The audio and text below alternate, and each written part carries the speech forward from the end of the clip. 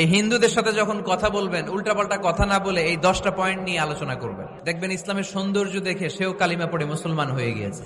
তাহলে হিন্দু ভাইদেরকে যখন দাওয়াত দিব, বলবো ভাই আমরা এত কিছুর পূজা করি না, আমরা হিন্দু ধর্মের প্রতিও শ্রদ্ধাশীল, কোন ধর্মকে নিয়ে আমরা কোনো কটূক্তি কখনো করি না। তবে চিন্তার জন্য মাঝে মাঝে কিছু যৌক্তিক কথা আমরা ছুড়ে দেই, ঠিক কিনা?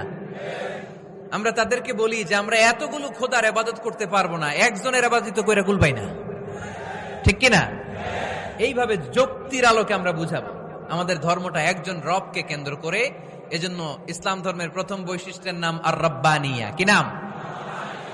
মাশাআল্লাহ। 2 নাম্বার বৈশিষ্ট্যের নাম হচ্ছে আল ইনসানিয়া। এর মানে হচ্ছে মানবতার ধর্ম। এটা ইসলাম কিসের ধর্ম?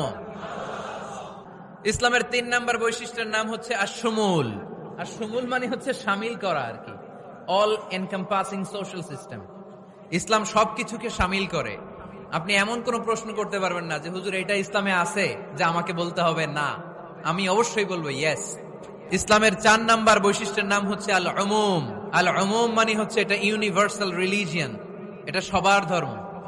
এটা কার ধর্ম? নাকি শুধু আমাদের? এটা হিন্দুদেরও ধর্ম, বৌদ্ধদেরও, খ্রিস্টানদেরও, আস্তিকদেরও, নাস্তিকদেরও।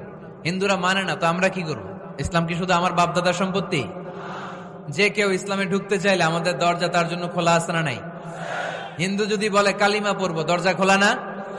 খ্রিস্টান যদি বলে মুসলমান হব, দরজা খোলা না? আস্তিক যদি বলে, নাস্তিক যদি বলে আস্তিক হতে চাই, তার জন্য সুযোগ আছে না নাই?